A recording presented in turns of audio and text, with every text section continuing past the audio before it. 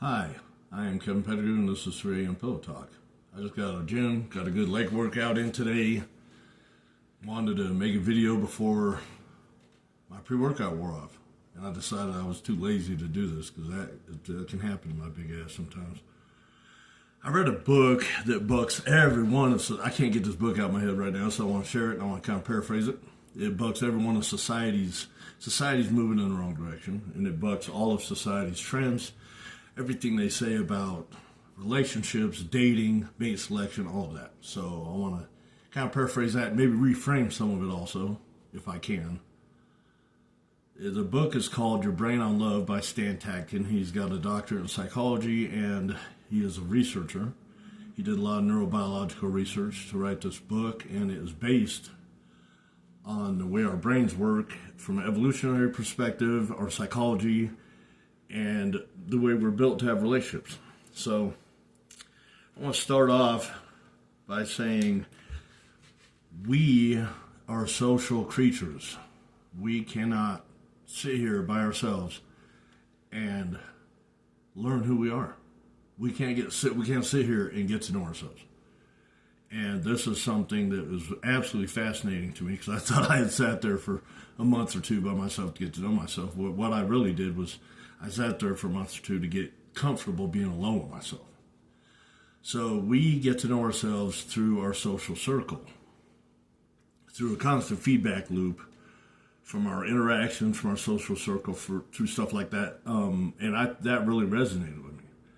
Now, I would think the bigger social circle you have, I can't have a lot of really close friends because I can't expend that much energy. I put a lot into my friendships and everything I do.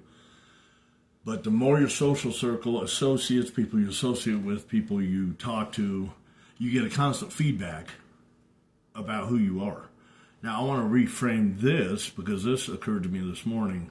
Never, ever, ever let somebody determine your value as a person. Either as a man or as a woman, never let somebody determine your value. That happens to all of us to some extent. At some point in our lives, we're in a toxic situation. And normally toxic situations are two people being toxic. We can't blame that on just one person, which has done a lot. I've done that, and it took me months to realize, man, I was kind of a piece of shit too. So we get to know ourselves and we develop self-love. I think we can do certain things in our life by ourselves to develop self-respect. I know how to do that as a man. I would like to help men learn to do that because I think as men, if we are able to develop self-respect and some respect for ourselves and go through these daily habits that we go through, then we will make better decisions in our whole life, whether it's in business, whether it's in relationships, mating, all of that shit. So I think we can sit here and we can develop self-respect, which is definitely a brick in a cornerstone and a foundation for self-love. But we develop self-love through the eyes of somebody else. And this is where it gets really tricky, I think, because you have to be so very careful who you look at yourself through the eyes of.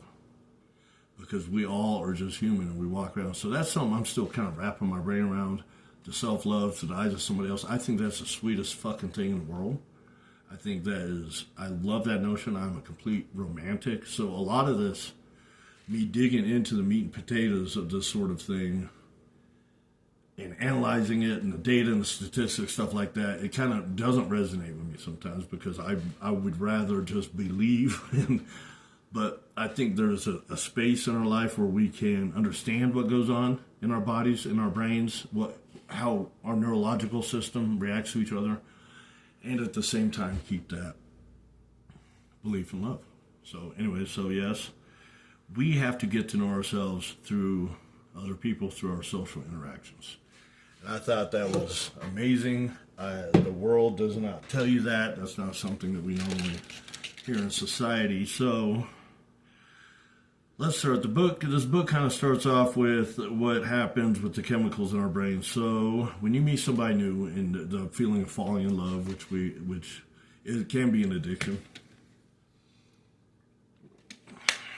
we are flooded with dopamine, which dopamine is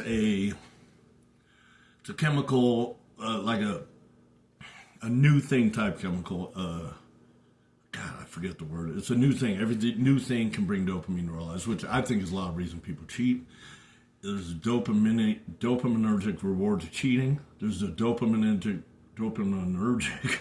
reward, excuse me for stumbling my words, to almost everything we do. We would not eat if the dopamine did not reward us for it. There was a rat study done where a rat, I've said this several times, but I can't get it out of my head.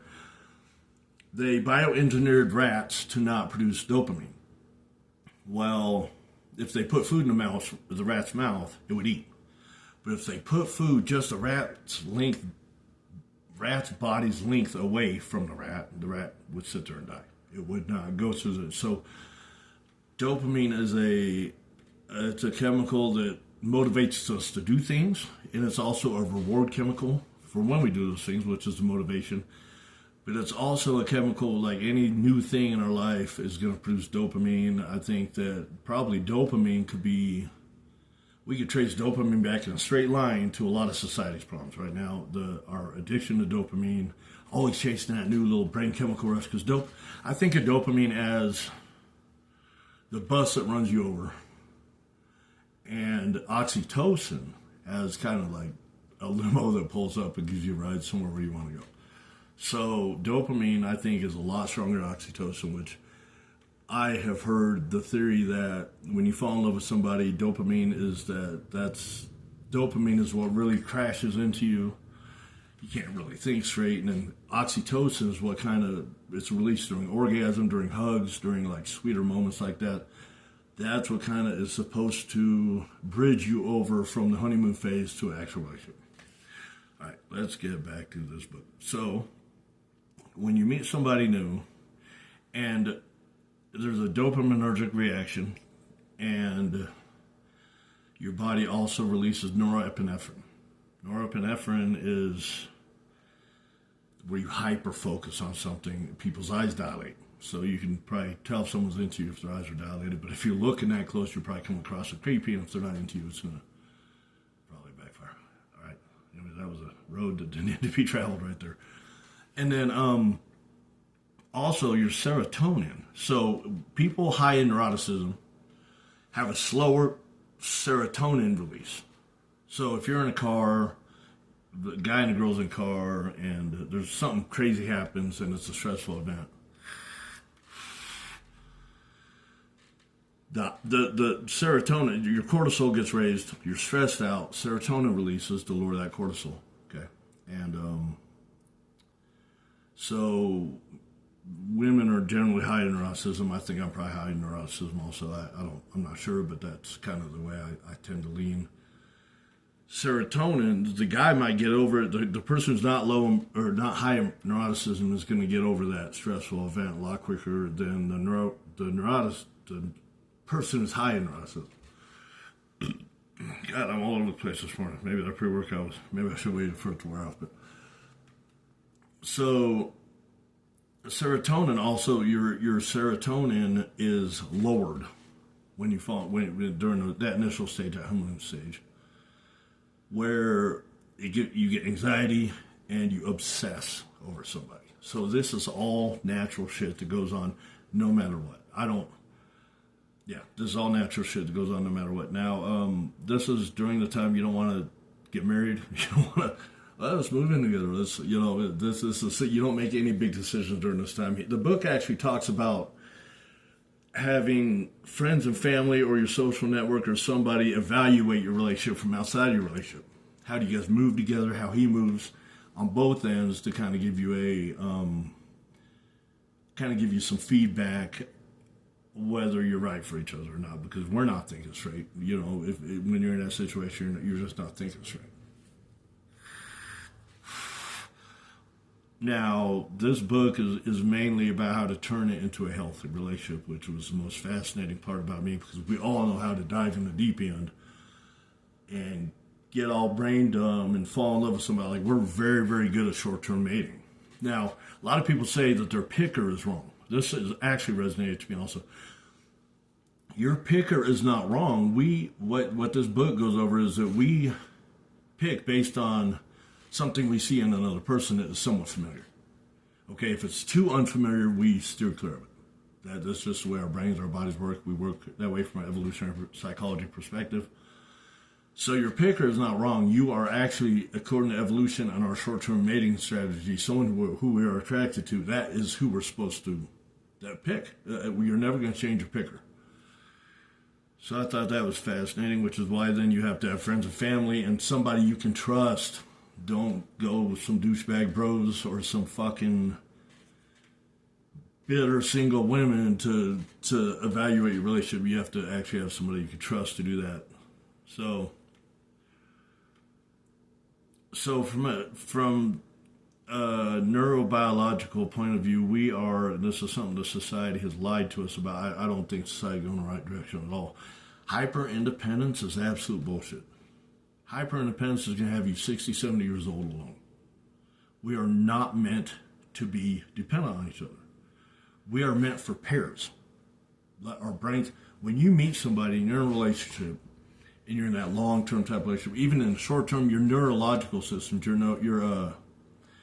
they link up. Your psychology links up. You become a one psychology system. And that is meant to happen. That is what builds a healthy relationship, right? So our nervous systems link up with each other, which then can cause all kinds of problems. I mean, I guess if you don't walk through that, So we are meant to be dependent on each other. I spoke on this in a prior video also. They did a study with couples, and they did this study where they presented them with riddles or puzzles or something together. And the people who depended on each other for the answer, right? You could tell where they were working together to depend on each other to get that answer right. Were more dependent on each other. The people who would not depend on each other were more independent. Well, the people who depended on each other in a relationship, in a two-person relationship, accomplished more independent goals within 6 months, which was freaking fascinating. So hyper-independence is something society is trying to make us do. It's absolutely goes against all of our basic instincts. It goes against who we are as people. We're supposed to depend on each other. That's supposed to be our primary relationship. We're dyadic people, the book mentions, which is two. We're meant to be in pairs. We're meant to have that. If you... All right, don't quote me on this. I've been thinking about this for probably the last 20, 30 years. When you sleep next to somebody, your breathing actually coordinates. Your heartbeats beat together. We are meant to be together. We're meant to be in a dependent relationship on each other. Think about it. Two heads are better than one. So this book completely shatters all of those myths the society is trying to tell us about, all right, about hyper-independence, and you don't want to lose yourself. You're not losing yourself in a freaking relationship. What you're doing is you're gaining a new self, and you're actually looking at yourself through the eyes of somebody else. This is how we're meant to be. So yeah, I thought this book was absolutely freaking fascinating. I think everyone should read it. It's called Your Brain on Love by Stan Tatkin. I'm actually moving on to a different book today. I'm going to start a book called, what is it called? I don't remember. It's A Man's Purpose, something like that. I've got it on Audible right now. I'm going to start that. It's, I guess, deals with a Nazi concentration camp and how men found a way to make it through that. So kind of you can get through your suffering and you can find purpose in that or whatever. So yeah, I want to reiterate, do never let somebody determine your value. Now, I think our, mate value, shit like that, we can go down that fucking rabbit hole. There's statistics, there's data, right? Society as a whole, you get enough numbers, you can look at a smaller picture through a bigger amount of numbers, and you can kind of tell what people are attracted to and stuff like that, but that's not for today's video. I just wanted to talk about this book, and it was absolutely fascinating. I think everyone should read it because society is steering us wrong. We were built for each other. We were built to be together. We were built to depend on each other. I probably missed a little bit of the info I wanted to talk about today because I still get a little nervous when I do these videos. But anyways, it was a good leg day today. I killed it at the gym. It's been a good week. I hope everyone else is having a good weekend and a good Sunday. And yeah, think about this. Think about what happens, and when you do meet somebody and you fall in love with somebody, which that falling in love feeling is a whole bunch of brain chemicals, which is something completely different from actually loving somebody, from actually being in a healthy relationship. It also talks, all right, hold on. This book also talks about ways to keep that relationship healthy and ways to keep dopamine, right?